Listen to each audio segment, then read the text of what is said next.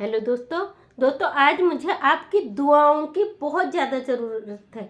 आपके सपोर्ट से भी ज़्यादा मुझे आज आपके आशीर्वाद की, आपकी दुआओं की बहुत ज़्यादा ज़रूरत है। दोस्तों कुछ दिन पहले मैंने एक वीडियो अपलोड किया था जिसमें मैंने बताया था कि हम लोगों का जैसे बीएड दो वाले हैं, हमारा भर्ती चली थी तो 2687 पदों पे थी। उसमें भर्ती प्रक्रिया लगभग समाप्त होने वाली थी, केवल 800 पद बचे हुए थे। और उसमें एनआईएस ने कोर्ट में, हाई कोर्ट में मामला डाल दिया था कि हमें भर्ती प्रक्रिया में शामिल किया जाए, और कोर्ट ने उन्हें भर्ती प्रक्रिया में शामिल होने का आदेश पारित कर दिए थे। उसके बाद सरकार और बीएड दोनों पक्षों ने सुप्रीम कोर्ट में अप्लाई किया था कि हम लोगों को हम एलिजिबल हैं इस चीज़ के लिए, हमें प्राथमिकता देते हुए, हमें भर्ती में रोक न लगाते हुए उसी आधार पर हमें भर्ती प्रक्रिया में शामिल करें, जिसमें कोर्ट ने आदेश दे दिया था। आज उसका रिटर्न आदेश आ चुका है, जो उन्होंने रिटर्न ऑर्डर जो है विभाग को भेज दिया है। विभाग ने इस पे जल्द ही भर्ती प्रक्रिया शामिल करने के ऑर्डर जारी कर दिए हैं। तो दोस्तों इसका एक और मामला है जो 30 जनवरी को आना है। उसमें क्या फैसला आता है, आप लोगों की बहुत ज़्यादा दुआओं की ज़रूरत है, क्योंकि उसमें भी बीएड प्लस जो बीटीसी हैं उन लोगों का मैटर है कि जो बिहार अन्य क्षेत्रों में उन्हें बाहर कर दिया गया है, इसमें क्या डिसीजन लेता है सुप्रीम कोर्ट। तो आपकी दुआओं का बहुत बहुत इस समय मुझे ज़रूरत है, क्योंकि देखिए 2007 के हम बीएड हैं, 2007 से आज तक हम लोग जॉब नहीं लगी है। हालांकि ऑलरेडी मैं पहले टीचर थी, प्राइमरी में मैंने जॉब छोड़ दिया था। उसके बाद मैंने राजनीतिक क्षेत्र भी छोड़ा, सामाजिक क्षेत्र भी छोड़ा, लेकिन फिर से अभी दोबारा भर्ती में अगर आ जाता है तो मेरा सबसे पहला लक्ष्य रहेगा, क्योंकि हमारी जितनी भी पोस्ट है पहाड़ी क्षेत्रों के लिए है। प्राथमिक शिक्षक भर्ती पहाड़ी क्षेत्रों के लिए, जो 12 जिलों के लिए, 12 जिलों के निकले हुए हैं, उन 12 जिलों से मैं अगर मेरा किसी भी क्षेत्र में हो जाता है, मैं जानती हूँ कि हमारे पहाड़ी क्षेत्र में बहुत दुर्गम स्थिति है, वहाँ पे एजुकेशन का स्तर बहुत, वहाँ के बच्चे एक्टिव होते हैं क्योंकि वो सदैव होते हैं, अपने ज़मीन से जुड़े होते हैं, बहुत मेहनती होते हैं, और गरीबी के कारण, क्योंकि वहाँ पे सुविधाओं का अभाव होता है, वो बच्चे शिक्षा नहीं ले पाते। जो अच्छे फैमिली के होते हैं, जो जॉब वाले होते हैं, वो तो अपने बच्चे को प्राइवेट स्कूल में डाल देते हैं, लेकिन गवर्नमेंट स्कूलों की दशा बहुत दुर्गति है, बहुत ज़्यादा बिगड़ी हुई है। और मैं चाहती हूँ कि मेरा जिस भी क्षेत्र में चयन होता है, मेरा पहला मोटिव होगा वहाँ के स्कूलों का स्तर और वहाँ का भवन स्तर और वहाँ के एजुकेशन स्तर सब में मैं सुधार करूँ। जैसा कि मैं सामाजिक फील्ड से हूँ, मेरा हमेशा ये लक्ष्य रहा है कि मैं समाज को अपनी तरफ से जो भी चीज़ें होती प्रदान करती हूँ, उनके हेल्प करती हूँ। तो मैं चाहती हूँ अगर मेरा इस स्तर पे हो जाता, मेरा पहला लक्ष्य है कि जो भी एजुकेशन के लिए जो गरीब बच्चे उनको फ्री एजुकेशन दूँ, और मेरे स्कूल के बाद भी अगर मुझे टाइम मिलता है, मैं सारे उन बच्चों को इकट्ठा करके और फ्री में उनको ट्यूशन दूँ, जो शिक्षा के स्तर में काफ़ी सहयोग रहेगा। क्योंकि मैं जानती हूँ आजकल सरकारी स्कूलों की दशा बहुत ज़्यादा गिर चुकी है, वहाँ बच्चों की संख्या नहीं है, टीचर 2 हैं तो वो उस तरीके से नहीं कर पाते। हालांकि अगर 40, 50, 60 जहाँ पे बच्चे हैं, 2 टीचर अच्छी तरह मैनेज कर सकते हैं, 1 टीचर भी कर सकता है पूरे दिन में, लेकिन फिर भी शिक्षा का स्तर बहुत डाउन है। तो मैं चाहती हूँ सबसे पहले अगर जो भी स्कूल में हो वहाँ का नक्शा बदल दूँ, ये मेरा लक्ष्य है। और वो बच्चा जो प्राइवेटों की तरफ भाग रहा है, वो प्राइवेटों में न जाके सरकारी स्कूल में एजुकेशन ले।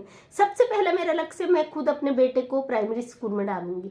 मैं चाहती हूँ मेरे बच्चे खुद गवर्नमेंट स्कूल में पढ़े, तब मैं जाकर और बच्चों को इसका मोटिवेट करूँ। हर घर में जाके, जिस भी क्षेत्र में मेरा चयन होता है, वहाँ से घर घर जाकर उन बच्चों को इकट्ठा करूँ और उनको एक ऐसी एजुकेशन के लिए आगे बढ़ाऊँ कि वो प्राइवेटीकरण में ना जाके, क्योंकि प्राइवेट में बच्चे पढ़ने हैं तो उनके हाई फाई दिमाग और शिक्षा स्तर डाउन चल रहा है, क्योंकि दिखावा ज़्यादा होता है। मैंने ये चीज़ें, हम खुद अपने बच्चों की 1 से 1.5 लाख रुपए पर ईयर फीस पे करते हैं, उसके बावजूद हमें रिजल्ट अच्छा नहीं मिलता है देखने को, लेकिन सरकारी स्कूल के बच्चे IAS PCS लेवल तक पहुँचते हैं।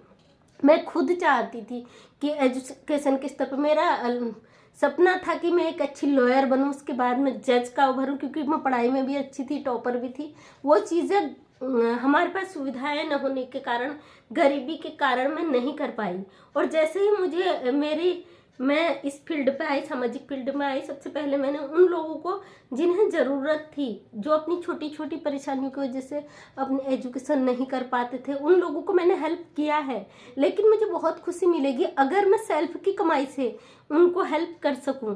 अगर मेरे यहाँ पे टीचिंग में हो जाता किसी भी क्षेत्र में, तो सबसे पहले मेरा लक्ष्य रहेगा जो भी मेरी सैलरी आती है उसमें से हर महीने में एक बच्चे को तो मैं हेल्प कर सकूं, और जो भी कमियां हैं उनको पूरा कर सकूं अपनी खुद की सैलरी से। अगर हर स्कूल का हर सरकारी स्कूल का टीचर बच्चों को एक अच्छी एजुकेशन स्तर देंगे तो हर वो गरीब घर का बच्चा पढ़ पाएगा, अपनी कमियों को पूरा कर पाएगा, अपनी मंजिल को पा सकेगा। हर वो गरीब बच्चा जो अपने गरीबी के कारण नहीं पढ़ पाता, उसको फ्री एजुकेशन मैं दूंगी। और जो बच्चा सुविधाएं जिन पैसे के अभाव में अपनी बुक्स नहीं ले पाता है, ड्रेसेस नहीं ले पाता है, या अपने जो चीज़ें उन्हें अवेलेबल होनी चाहिए वो चीज़ें नहीं मिल पाती, तो मैं सेल्फ की अपनी सैलरी से वो चीज़ करूँगी, ये मेरा लक्ष्य है। और पहले तो मैं नहीं चाहती थी जॉब करना, लेकिन मैं चाहती हूँ कि एजुकेशन एक ऐसा स्तर है, अगर हम किसी बच्चे के लिए अच्छा करें तो शायद दशा सुधर जाए।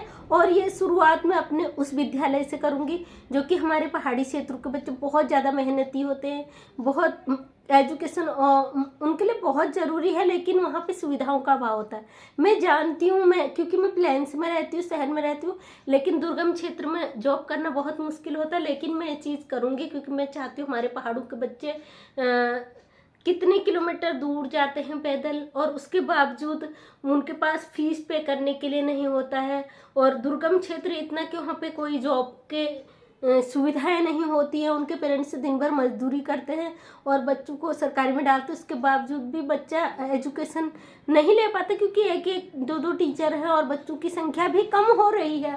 और मेरा मेन लक्ष्य कि मैं अपने स्कूल से ये चीज़ों को बढ़ाऊं, छात्र संख्या बढ़ाऊं, घर घर जाऊं, बच्चों को लाऊं। क्योंकि मैंने ऐसा किया था जब मैं देहात क्षेत्र में थी, मैंने वहाँ पे लड़कियों को एजुकेशन के स्तर पर आगे बढ़ाया। मैं वो चीज़ फिर से उस फील्ड में आना चाहती हूँ। एक सामाजिक क्षेत्र में बच्चे आगे बढ़े, हमारे समाज को एक अच्छा स्तर मिले, और उन अभावों से जिस कमियों के कारण वो पिछड़ जाते हैं वो पिछड़े ना, उन्हें जहाँ पे भी जो कमी हो वो चीज़ मैं उन्हें दिला पाऊँ, पूरी कोशिश करूँगी।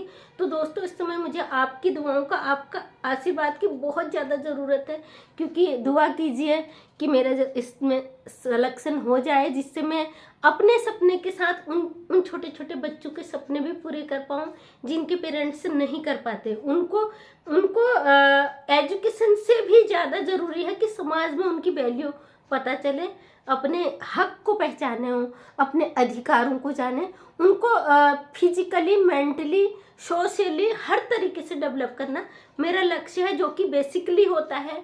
बेसिक नॉलेज उन्हें नहीं मिल पाती है और वो सुविधाएं नहीं मिल पाती, जानकारी नहीं मिल पाती।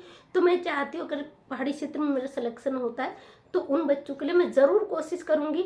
इस समय मुझे आपकी दुआओं की भरपूर ज़रूरत है, सपोर्ट कीजिएगा। अगर आपको भी ऐसा मौका मिले तो ज़रूर उन बच्चों के लिए कीजिएगा जो अभावों से पीछे रह जाते हैं। बहुत बहुत आप लोगों का धन्यवाद। अगर आपको लगता है समाज के हित में मैं कुछ अच्छा कर रही हूँ तो प्लीज़ मेरे चैनल को सब्सक्राइब करें, लाइक और शेयर कर दें, ताकि मेरे समाज के हित में एक कदम आगे जाए। पैसे के लिए मैं कभी नहीं जी, कभी नहीं करी, मैंने मंत्री पद भी छोड़ दिया, लेकिन मेरा लक्ष्य था मैं समाज से जुड़ूं, और तो मैं इसीलिए इस जॉब में दोबारा आना चाहती हूं। तो आप लोगों के आशीर्वाद की ज़रूरत है कि जल्दी से डिसीजन आ जाए और मेरा सिलेक्शन हो जाए, मेरे प्यारे प्यारे बच्चों को, इन कमियों को मैं पूरा कर सकूं। तो आप लोगों का बहुत बहुत धन्यवाद। चैनल को सब्सक्राइब जरूर कर दें और लाइक शेयर भी कर दें। धन्यवाद।